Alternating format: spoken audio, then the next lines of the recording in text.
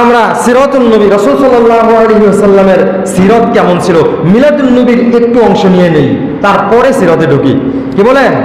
রাসূলুল্লাহ সাল্লাল্লাহু আলাইহি ওয়াসাল্লামকে যখন জন্মের পর ওই দেশে মক্কা নগরীতে আরব কান্ট্রিতে তথা আরব দেশে এমন রেওয়াজ ছিল, এমন নিয়ম নীতি ছিল, একজনের সন্তান আরেকজনে দুধ পান করে লালন পালন করতেন, একজনের সন্তান আরেকজনে লালন পালন করতেন, এইরকম একটা সিস্টেম ছিল তখন। তো এখনো কোনো কোনো দেশে থাকতে পারে, আমি জানি না। তো আমাদের দেশে তো এটা নেই, তো ওই দেশে এটা ছিল। একজনের সন্তান যদি লালন পালন করতে সমস্যা হইতো, আরেকজন গরিব মানুষ বা যে কোনো মানুষের নিয়ে কি করতেন, এটা একটা পেশা ছিল, এটা একটা পেশা ছিল, নিয়ে টাকার বিনিময় সম্পদের বিনিময়ে লালন পালন করতেন। তো মুহাম্মদ রাসূলুল্লাহ সাল্লাল্লাহু আলাইহি সাল্লাম জন্মের পর তার পিতা ছিলেন না, তার পিতা ছিলেন না, মা সংসার চালাইতে কষ্ট করতে হয়, আসেনি? তো এই কষ্টটা তো মায়ের সহ্য করতে হচ্ছে, তো তার লালন পালনের বিঘাত ঘটে, এই জন্য তাকেও কি করেছে, আরেকজনের কাছে লালন পালন করার দায়িত্ব দিয়েছে। যার কাছে দিয়েছিলেন তার নাম হালিমা। নাম কি? হালিমাতুস সাদিয়া, নাম হালিমা। তিনি গ্রাম অঞ্চল থেকে শহরের বাজারে উঠেছে, উঠে এইরকম গ্রাম অঞ্চলের মানুষগুলো শহরে উঠে, আমরা বিভিন্ন ভালো ভালো কিছু কেনাকাটা করতে হলে, বড় কোনো বাজার করতে হইলে অনেক সময় শহরে যাই না, এইরকম হইতো।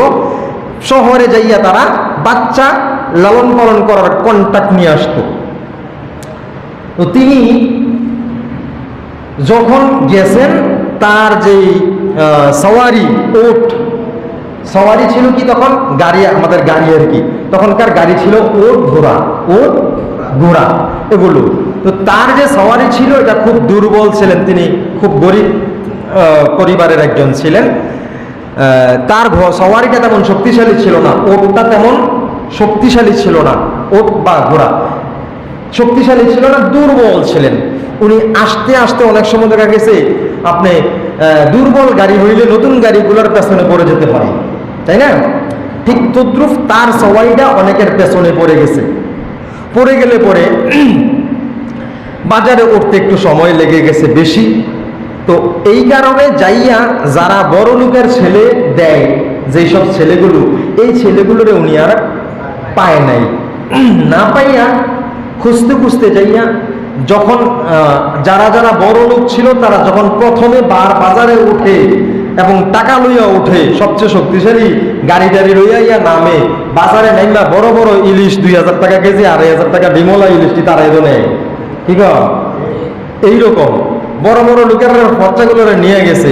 এখন যারা দুর্বল পরে আইছে, সময় কুলাইতে পারে নাই, সওয়ারি দুর্বল, বিভিন্ন সমস্যায়, তারা আইসা পরে গরিব মানুষের গোলামন্দি নেওয়া নাই, পায় যেখানে 15 টাকা পাইতো এখানে 10 টাকা, এরকম এই আর।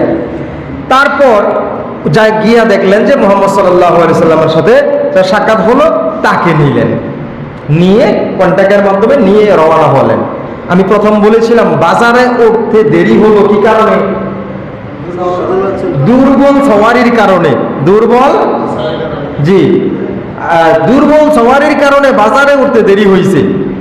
এই লোক যখন সওয়ারি বাচ্চা নিয়ে রওনা হলেন বাড়ির দিকে, এখন রাস্তার মধ্যে যত গাড়ি, যত সওয়ারি ছিল, যত বড় লোক ছিল, যত সম্পদশালী ছিল, সবগুলারে অতিক্রম করে সবার আগে, সুবহানাল্লাহ, সবার আগে। কারণ কি? সাথে আছে কে? রাহমাতুল লিল আলামিন। সাথে আছে কে? রাহমাতুল লিল আলামিন।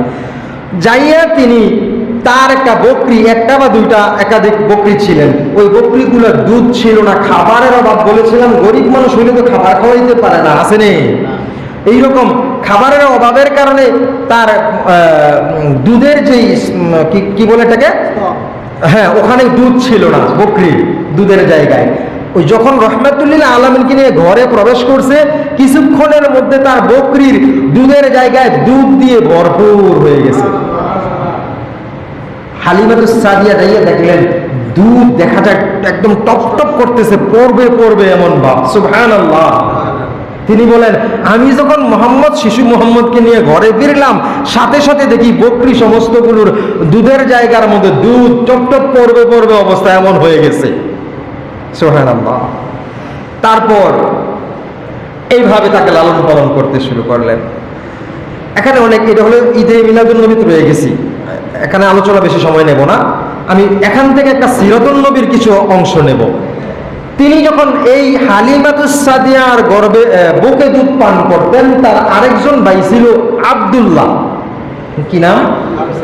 আব্দুল্লাহ নামে হালিমাতুস সাদিয়ার আরেকটা ছেলে ছিল। তখন তিনি দুধ পান করছিলেন এই অবস্থায়। এই অবস্থা না হলে তো দুধ পান করা আরেকটা ছেলে বা আনা সম্ভব না। তো এই অবস্থা যখন মুহাম্মদুর রাসূলুল্লাহ সাল্লাল্লাহু আলাইহি ওয়াসাল্লাম দুধ পান করতেন, এক দুধে লাগাইলে, যেই দুধে লাগাইয়া হালিমাতুস সাদিয়া তাকে দুধ পান করাইতেন, হাজার চেষ্টা করেও আরেকবার অন্য দুধে তার মুখ লাগাইতে পারতেন না। কারণ মুহাম্মদুর রাসূলুল্লাহ সাল্লাল্লাহু আলাইহি ওয়াসাল্লাম এক দুধ থেকে দুধ খাওয়া শেষ করে ঘুমিয়ে যাইতেন, অথবা দুধ খাওয়া শেষ করে ফেলতেন। এই হলো সিরাতুন নবীর কিছু নমুনা। নবীর সিরাত জীবনী কেমন ছিল, শুরু এখান থেকে শুরু। নবীর জীবনী কেমন ছিল, তিনি কি করতেন, এইটার কারণ জিজ্ঞাসা করলে জবাবে আসে আরেকজন ভাই ছিল আব্দুল্লাহ, তিনি দুধ পান করবেন। যদি দুই দুধ থেকে মুহাম্মদ দুধ পান করে, তাহলে অন্য দুধ পান করতে আব্দুল্লাহর খাবার কম হয়ে যাবে। এই ইনসাফ বজায় রাখার জন্য রাহমাতুল লিল আলামিন দ্বিতীয় দুধে জিন্দেগিতে কখনো মুখ লাগায় নাই। নবীর সিরাত এমন জিন্দেগি, সেই থেকেই তিনি সিরাত শুরু, ইনসাফ শুরু হয়ে গেছে। আমরা এখন কি করি, আমাদের এখন কি করা উচিত বলেন? তার থেকে সিরাতুন নবীর আলোচনা থেকে আমরা শিখব, জীবনী, আমাদের জীবনী এমন করার চেষ্টা করব। কি বলেন? এক ভাই খাবে, তার খাবারে যেন কম না পড়ে, সেই জন্য আমি এইটুকু খেয়েই আলহামদুলিল্লাহ। এটা কার শিক্ষা? রাহমাতুল লিল আলামিনের শিক্ষা। আর এখন আমরা ওই রাহমাতুল লিল আলামিনের উম্মত, আশিকে রাসূল, আমি খাইয়া আগে পেট ভরে নেই। কি বলে? অথচ নাম কি? আশিকে রাসূল, নাম আশিকে রাসূল। আফসোস, আমরা সিরাত মানি না, সিরাত জানতে চাই না, মানতে চাই না, শুধু আশিকে রাসূল লইয়া পয়রা আছি। এই জন্য আমাদের এই অবস্থা, জানি না জীবনী কি। তো আমি বলতেছিলাম সিরাতুন নবীর জিন্দেগিটা কয় বছর? 23 বছর। 23 বছরের জিন্দেগিতে তিনি কি কি দেখিয়েছেন, কেমন ইনসাফ ছিলেন, এই বিষয়ে আমি কথাগুলো উদাহরণ দিয়ে আপনাদেরকে এক্সাম্পল দিয়ে ছোট ছোট ঘটনাগুলো বলে বুঝাবো। আমরা সকলে আমলের নিয়তে কথাগুলো শুনবো বলে ইনশাআল্লাহ। সহিহ আল বুখারীর